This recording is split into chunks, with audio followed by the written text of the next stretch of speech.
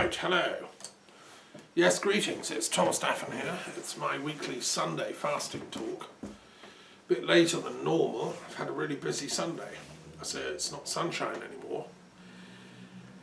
And the nights are getting a bit darker. So I hope you're well, and that all is going as well as it can in your life. I mean, it's a difficult time for the planet. People are confused, it's chaotic. We're dealing with all kinds of difficulties. And so I hope what I have to say tonight will be of some service to you. That's the plan behind these weekly talks. It's my kind of letter from Europe, as in Alistair Cook's letter from America. So, speaking of Europe, I want to share my first item is an event that took place this weekend in Barcelona, in the Catalan capital. It's a beautiful part of Europe. I've been there, I've been to Barcelona, I've been all around Spain. I love it. I'm also a great fan of Catalan culture, and particularly the philosopher Raymond Lull, who's one of my intellectual heroes.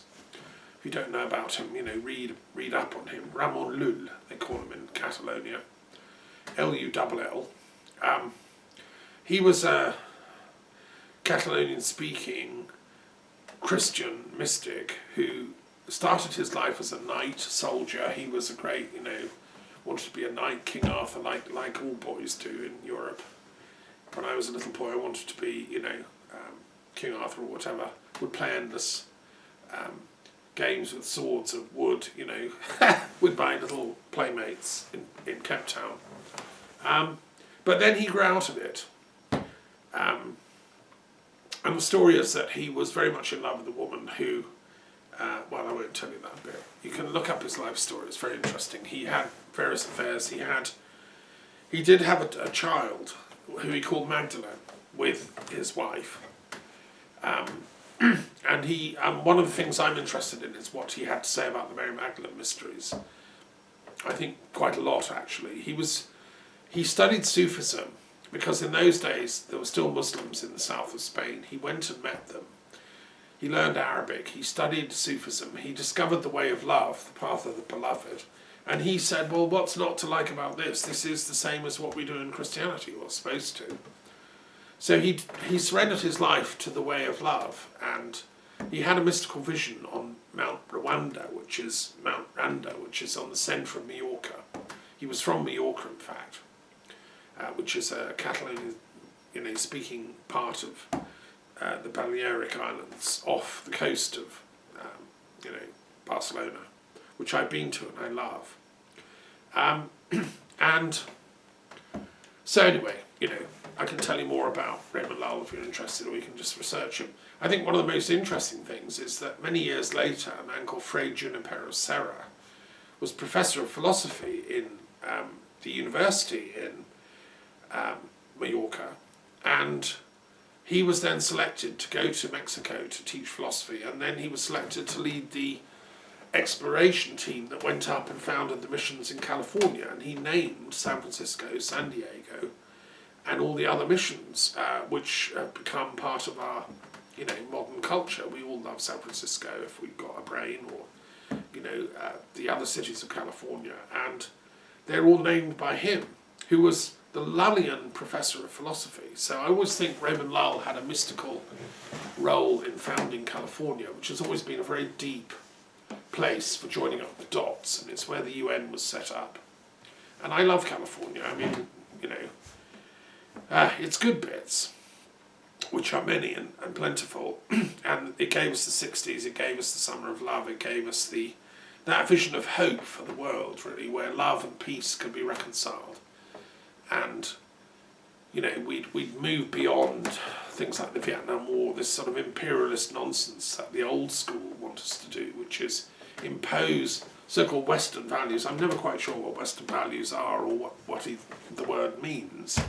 Having studied in the history of the Cold War, for my PhD, I'm not sure where the West is. I mean, I suppose California's about as far west as you can get, but then, hang on, there's the Pacific and then there's the East, over there, so hang on, where does the sun rise, and what's west is east? I prefer to go with what the Quran says, that God is the God of west and east, and that Greece, is that part of the west or the east? I mean, all our great myths and legends come from Greece. Well, that's East Europe. Is Eastern Europe part of the west? I mean, so I think it's just a silly term that was invented during the Cold War to justify a sort of capitalist imperialism, actually, and that we should drop it. We should talk about, universalism, wisdom, truth, love. Those are the true values that Raymond Lull stood for and that Christ taught. Lull was a disciple of Christ, in the best sense of the word. And he was a universal mystic, of the universal church. Right, and so anyway, here they are, fast forward, Barcelona, 2021. All his descendants are all having a fun event down in Barcelona. I love them. It's the peace movement of the world gathering there this weekend. It was a privilege and an honour to join them on Zoom, or on some crazy app they're using called Wova, whatever that is. But it meant that there were several thousand of us all able to participate. I think there were about 1,000 there in person, and then there were more of us from around the world. And the talks were really high quality. Some of them were in Catalan, some were in English, some were they're being uploaded to YouTube, so everyone will be able to watch them, I hope. And there were some brilliant talks. I think the Secretary General of the UN gave a little recorded speech. Vandana Shiva did, the great ecologist from India. And Jeremy Corbyn went along from Britain. He was actually in Barcelona in person, bless him. And I have to say, I've never met Jeremy Corbyn, but I have to say it was the best talk I've ever heard him give. It was the most thoughtful, deep, profound, joining up of dots about what is peace. And I think Jeremy is really coming of age now as a peace person. I think the way he was defamed in the media in Britain by the Tory media was shocking, and he did mention this a bit. Oh dear. Anyway, it was a very good talk, and don't believe me, just listen to it. I did send him a message in chat because people at the conference could all talk to each other. They said, look, Jeremy, it's great you're doing the peace stuff, but why on earth didn't you come out 100% when you had the chance as leader of the Labour Party to support Britain in Europe? Why didn't you oppose Brexit? Why couldn't you? He could have nailed it on the floor. It would never have happened. And I find this a tragic discrepancy. It's like the flawed hero. He's brilliant, except for this one thing, which is the catastrophe, which has enabled the hard right, the fascist right, Johnson, the Tory right, to seize power in Britain. And if Jeremy Corbyn can't see the connection, I don't know what to do. I despair of political intelligence, because otherwise he's an extremely intelligent man. Anyway, thank you, Jeremy. It was a great speech, and the fact that he went is a good sign. If he would say to me, I couldn't, of course I would rather we stayed in Europe, but I couldn't come out because the Tory right would have attacked me and the Tory press would have attacked me. Come on, he was attacked. He couldn't be more attacked. He might as well go down fighting and say, actually, I believe in liberal democracy. I believe in social democracy. I want to live in a Europe where my German socialist friends, my French socialists, the left around Europe is pretty strong still. And if Britain had stayed in Europe, we could have made it even stronger. As it is, it's divide and rule. The Tory right and their fascist backers, the Steve Bannons, are now laughing all the way to the apocalypse because they think they've destroyed that dream of a liberal, social democratic, green Europe. Well, they haven't. They're not going to, and I think Jeremy Corbyn might be a late convert to the fact that we actually ought to rejoin the European Union. So that's my message to him, and he should have always done a deal with the Green Party and the Lib Dems to oppose Boris Johnson at the last election. Who told so many lies. The man is just dishonest. He's like a robot that just speaks lies, because his paymasters want him to, and his paymasters are the mega corporate sector who just have gamed Brexit, and they run and employ the military industrial complex for their bidding. Yes, so anyway, peace in Barcelona is breaking out. There's some great people there. It's organised by the International Peace Bureau, which I've had some dealings with over the years. Philosophers for Peace belongs to it. My mother was a close colleague of the International Peace Bureau. Bruce Kent was a past president of it, and he was a family friend, still is, although getting on a bit. I don't think Bruce made it to the conference. I hope he's all right. But it was lovely to see so many new young faces. The mayor of Barcelona spoke. She's a wonderful woman. These Catalans are really passionate about peace. Barcelona, I think, is bidding to be the peace capital of Europe.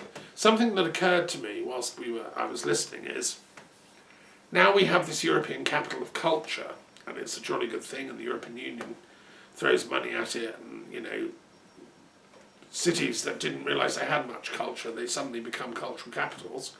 And my friends in Slovenia are happy because Nova Gorica is now about to become the European cultural capital, which brings in Kobarid and that whole Socha River Valley, which is exciting, and I'm pleased for them. But it occurred to me, why don't we set up in the EU a parallel thing called the European Peace Capital, European Capital of Peace, and every year,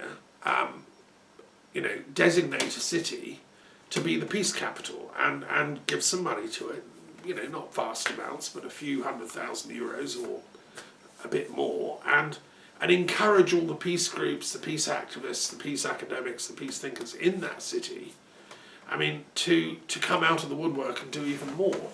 And I think Barcelona should get the first prize, the European Peace Capital Award.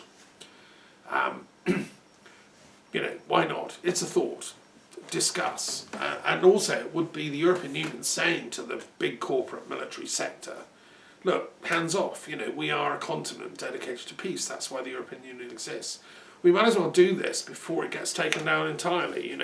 If the right wing has its way, Hungary will leave, Poland will leave, Italy will become overtaken by fascists. These people still look back to Hitler as their sort of, God, if only Europe were great again, just in the days of Adolf.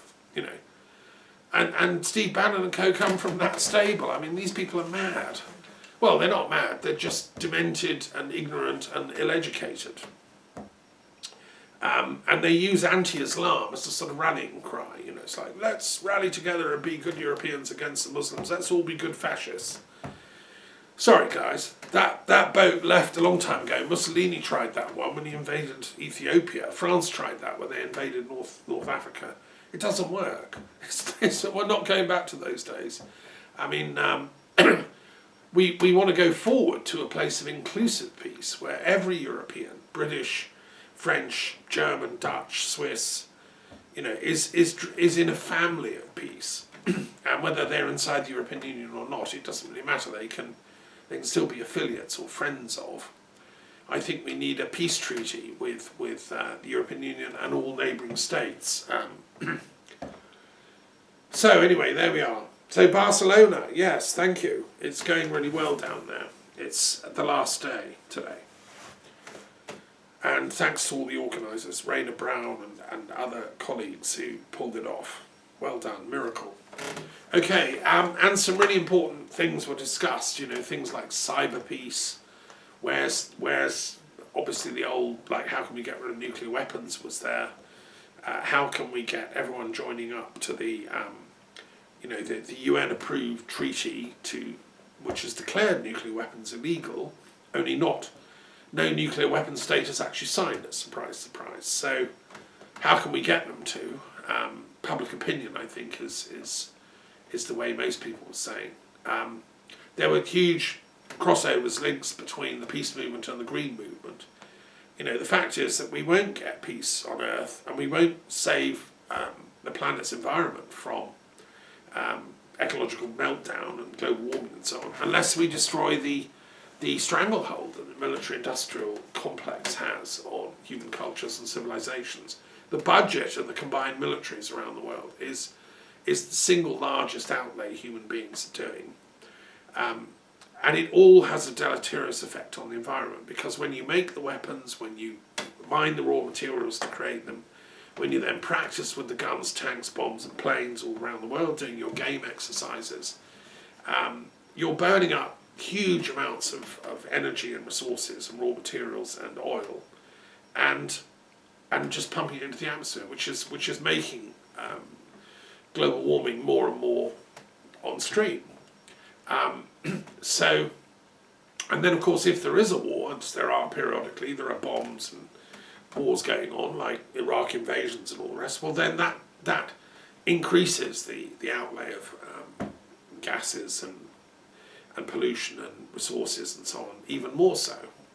So the military-industrial racket is actually causing a lot of the environmental pollution and the global warming problems. Now, this was addressed in Barcelona, and I think it should be addressed even more. I think Greenpeace, all the heavy Friends of the Earth, the environmental movement type people, Extinction Rebellion, they've got to get together with the mainstream peace movement and plan a common strategy, because we won't save the planet unless we both come together. And that was happening in Barcelona, so thank you, people speaking from that perspective. And,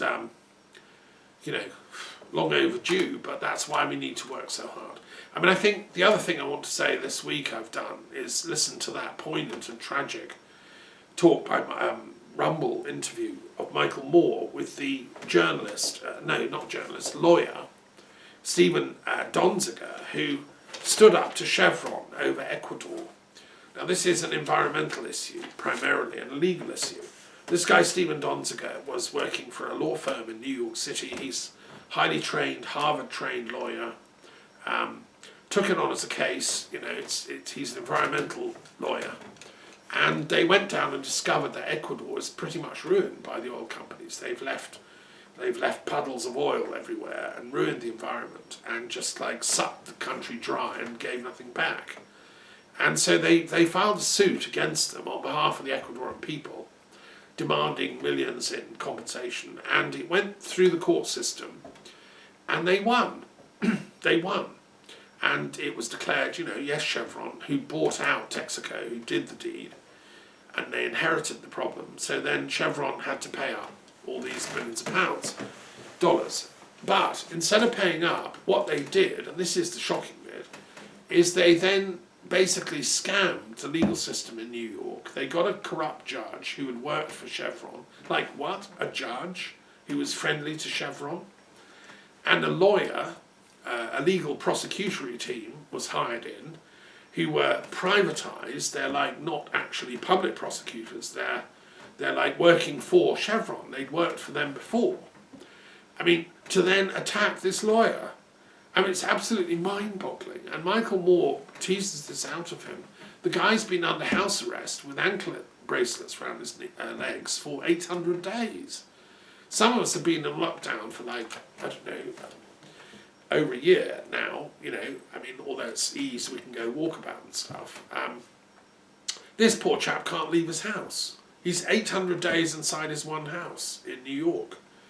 Anyway, it was the most moving thing, and please listen to it, Michael Moore's Rumble. It's a podcast, And what Michael Moore says is, look, this shows up the power of these huge energy companies. That's an oil company that wants everything to stay the same, and it doesn't want to pay compensation for the damage it's done to the environment. How about we sue them for global warming? How about we sue these big energy companies for forest fires in Siberia that have been raging out of control for ages? Well, there wouldn't be enough money in all the world to pay the amount of damage that these people have done. No, the payment they should give is a redeemed and reformed conscience. That's the Paul approach. Let's go the Pauline route, the Damascus gate. Let's get the blinding flash and start doing the right thing. Most people believe in some kind of conscience, morality, or God force, or God energy. So let's start actualizing that. Let's start activating it in all of us. And that will then release this poor guy from prison. We shouldn't allow corrupt, wicked and evil, frankly evil people to get away with this abuse of power. That judge should be in prison himself. Legal systems apparently can be bought in the USA. Where are the proper authorities that are having oversight of these judges?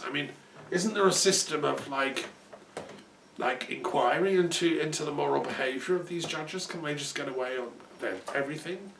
It looks like that, but it shouldn't be allowed. I mean, there must surely be constitutional checks whereby somebody can investigate the judges to see if they're being correct in their procedures. Like how high up the chain you have to go to. I mean, the Attorney General of the US, I mean, and then of course it becomes politicised, but I don't think that the judiciary and the legal system should be in the day-to-day running of the politicians. It should be entirely independent with its own traditions, its own moral standards. But I do think there should be investigative boards that look into, there's always corruption in legal professions. The temptations are so great. We've seen that time and time again.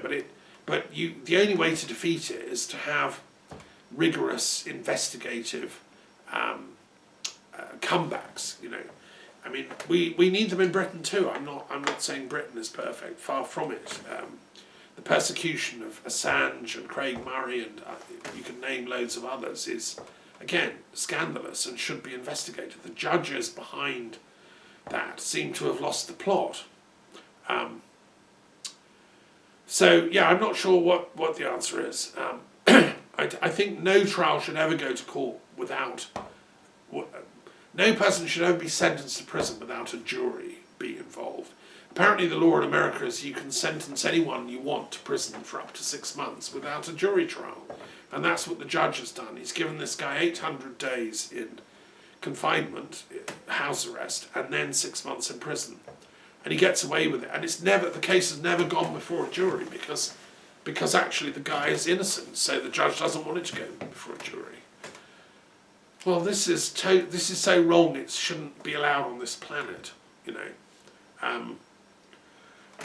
Okay, so environmental issues like that Chevron case are hugely connected to peace issues. There's somebody, and to justice issues, because it's a triumvirate. We're not going to get peace on the planet till we get environmental sanity and harmony between man and nature and woman and nature and living in harmony with Mother Earth. That's the old way of the primal religions, which the Druids, and the American Indians and all the rest of us affirm.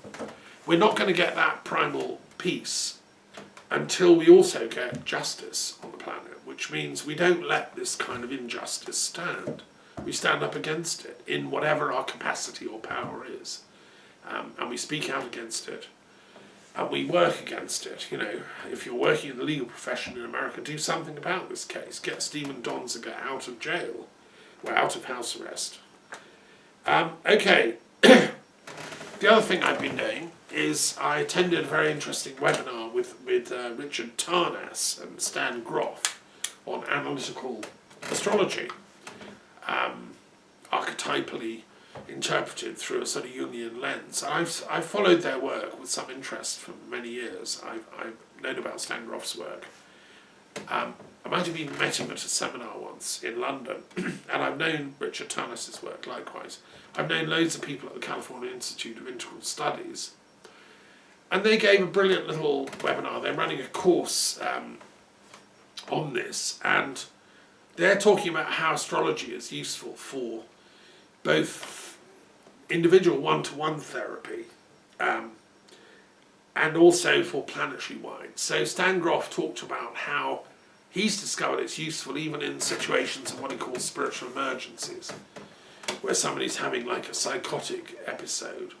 He's developed all kinds of ways of helping those type of people, and many people have those kind of experiences. They can be scary, nobody quite knows what to do because they might be seeing ghosts or seeing spirits and not feeling very comfortable about it. How can you guide and support people through that kind of experience? So Stan has experimented with lots of ways. One is psychedelics, one is breath work, one is meditation, one is deep therapy. I would add past life therapy, hypnotherapy generally, diet. There's a multi-pronged attack needed for these kind of emergencies.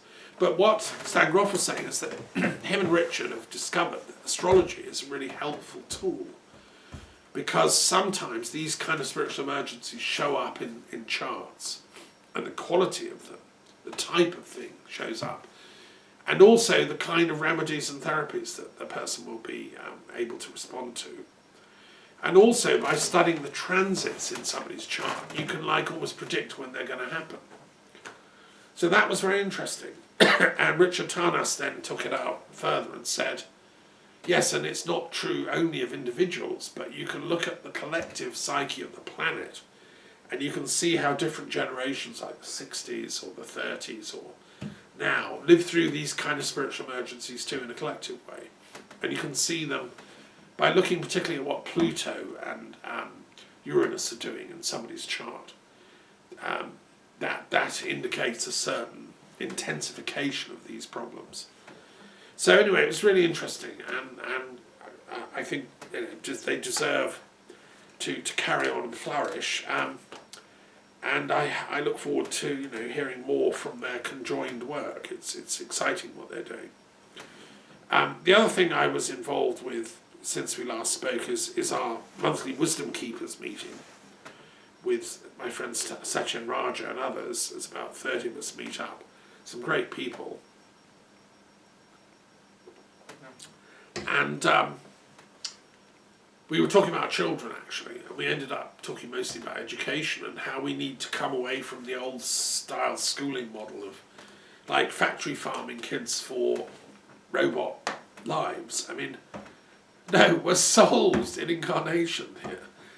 We're not like robots, and so we should be educating the souls of people for the whole panoply of human adventure and wonder and experience, So that means for the arts, for the wonder of all the different art mediums, that should be somebody's birthright, to have a schooling that includes them and that turns them out as capable of painting or doing some music or singing or dance or theatre or poetry. These are universal forms of expression that the human soul has developed over many millennia, and it's everybody's birthright to know about them, study them and practice them.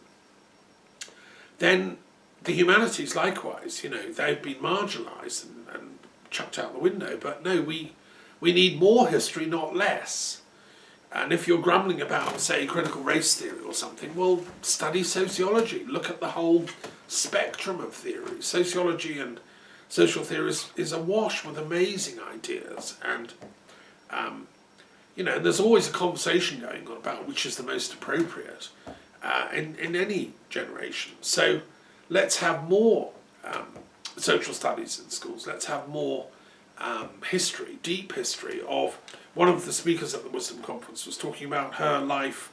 I mean, I think it was her grandmother was born in slavery, and so the remembrance was handed down, and when she was a little girl, this grandmother taught her to just be love. She said, "I be love." And this woman is Starla Lewis, is an amazing woman who just radiates love. She has a PhD in education and is a lifelong teacher like me. So it's a real honour to be on that group with these amazing people. And how can we activate the love codes inside us all enough to see off this tendency to fear, which then manifests as racism and hatred and classism and all the different forms of prejudice and fear that cause and fuel the wars. Anyway, it was a really good discussion, and thanks to everyone for taking part again.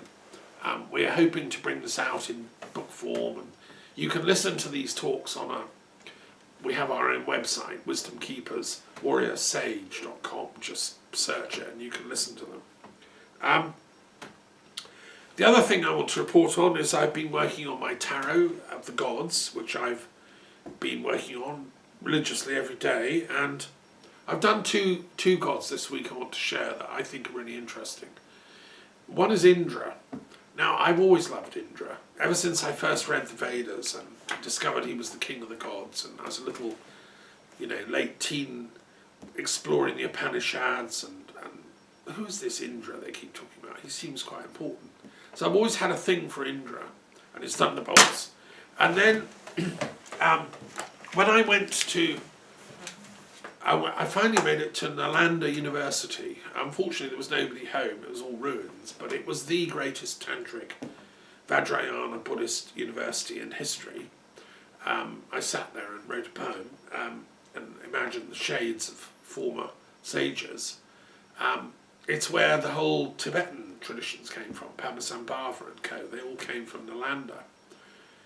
And I discovered that they all essentially worshipped Indra still. I mean, Buddha saw himself as Indra in incarnation. I'm absolutely convinced of it. The Vajrayana tradition, which I follow, is the Thunderbolt tradition, and the Thunderbolt is Indra's. And, you know, like, what more proof do you want? I mean, it's absolutely straightforward. Indra became Buddha to teach mankind to become the inner Indra, the inner master that transforms our outer desire for mastery, which is, I want to be king, I want to beat the enemy, to, no, I want to be Buddha, I want to be the inner Indra and reach enlightenment on the Thunderbolt path. And, you know, and so he was an Indra devotee who then actualized the inner Indra. That's my reading of Buddha, and I can back this up with all kinds of scholarly references, but it stacks up. And then, well, the same with Mahavira. Mahavira was like Buddha's colleague, rival. You know, they were both kshatriyas, warriors, and they were doing pretty much the same thing. Mahavira, the founder of the Jains, met Buddha. They were in the same part of India. I've been there. Patna or Pataliputra was the capital there. And I've been to Sarnath, where Buddha did his first sermons. And Mahavira was also, his birth was engineered partly by Indra, who, you know, in the legends, helped with the pregnancy. So Indra is the god of both Jainism and Buddhism, and it's that very earliest phase of Hinduism, before all the Krishna stuff, before all the Shiva, Shakti, and Vishnu stuff got going. We love all that later Hinduism, and you know, we love the Mahabharata and all that, but this is the very earliest phase of Hinduism, which gave birth to Jainism and Buddhism as well. Now, what I love about Indra is that he still is alive, of course, in Amaravati, which is his palace on Mount Meru, which is Mount Kailash, in the etheric world. You can't see it unless you're a seer. And it's huge, and it's got all kinds of amazing forests and trees and gardens around it. It's got beautiful asparas that you know are there, and everyone meets their favourite muse, and everyone's happy, and there's music playing, and there's beautiful scents, and there's a wish-fulfilling tree, which is like the tree of life, which grants healing and nourishment and everything. And so it's to die for. Now, the closest definition of heaven that I've come across that's similar to this Amaravati place is the Muslim heaven. I've just finished my commentary on the Quran, and the Quranic heaven is almost identical with the Amaravati heaven of Indra. Okay, so why is that? Well, because I think Muhammad, when he was out, you know, visiting and meeting people in Hira and studying and learning, during his 15 years of apprenticeship working for Khadija, he met lots of sages who inspired him.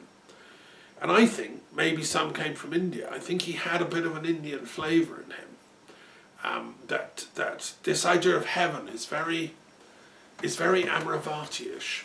You know, if you don't believe me, just listen to my commentary on the Quran and read up about Indra's heaven. So as for all these Hindus and Muslims that don't like each other and keep attacking each other, or the Christians being attacked by the Hindus, I mean, that was a terrible attack.